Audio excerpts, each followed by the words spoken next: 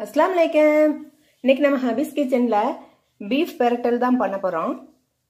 Beef பெரட்டல் பண்றதுக்கு 1/2 kilo beef எடுத்து குட்டி குட்டியா கட் பண்ணி க்ளீன் பண்ணி நல்லா கழுவி வச்சிருக்கேன். முடிஞ்ச அளவுக்கு தண்ணி எல்லாம் நல்லா ஒட்ட பிழிஞ்சிட்டு தான் வச்சிருக்கேன். இப்போ இதை எப்படி பண்ணலாம்ங்கறத பாத்துறலாம். 1 ஸ்பூன் இஞ்சி பூடு விழுது சேர்த்துக்கிறேன். இது பண்றது ரொம்ப ஈஸி தான். 1/2 ஸ்பூன் மஞ்சள் பவுடர் சேர்த்துக்கிறேன்.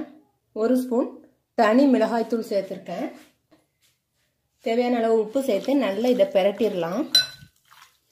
நல்லா மிக்ஸ் பண்ணிட்டு இதுக்கு தயிர்லாம் தேவையில்லை. நல்லா மிக்ஸ் பண்ணிட்டு இப்போ ஒரு குக்கர்ல சேர்த்து இதை அவிய வச்சிடலாம்.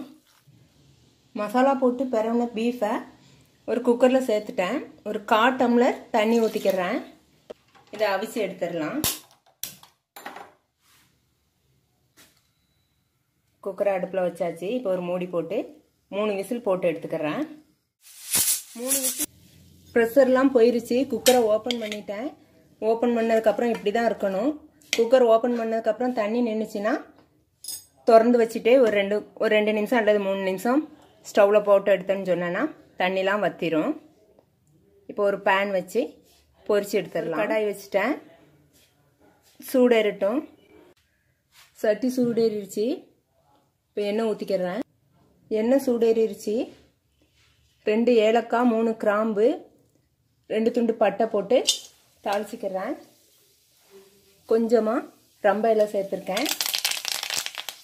ஒரு 1/2 ஸ்பூன் பெருஞ்சீரகம் சேர்த்துருக்கேன். நல்லா பொரிஞ்சிருச்சு. நம்ம குக்கரில் அவிச்ச பீஃப் எடுத்து இதில் போட்டுடலாம்.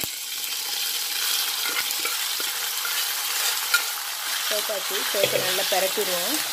பெரட்டிட்டு 1/2 ஸ்பூன் மஞ்சள் பவுடரும் 1 ஸ்பூன் வத்தல் பவுடரும் சேர்த்துக்கிறேன். ஏற்கனவே மஞ்சள் பொடி சேர்த்துருந்தோம். தனி வத்தல் பவுடர் தான் சேர்க்கேன். சேர்த்து நல்லா பெரட்டிடலாம். இந்த பீஃப் பெரட்டல் ரொம்ப ஈஸி தான். இதுக்கு வெங்காயம் தக்காளி தயிர் எதுவுமே தேவையில்லை. நல்லா பெரட்டி வச்சுருவோம். உப்பு செக் பண்ணிக்கிறணும். உப்பு நம்ம சேர்த்தது பத்தலைன்னா இந்த ஸ்டேஜில் உப்பு சேர்த்துக்கலாம். பீஃப் பெரட்டல் ரெடி ஆகிடுச்சு. 1 ஸ்பூன் நெய் ஊற்றிக்கிறேன். 1 ஸ்பூன் நெய் ஊற்றி கொஞ்சமாக கருவேப்பிலையில் தூவி ஒரு பெரட்டிட்டு ஸ்டவ் ஆஃப் பண்ணிடலாம். அவ்வளோதான்.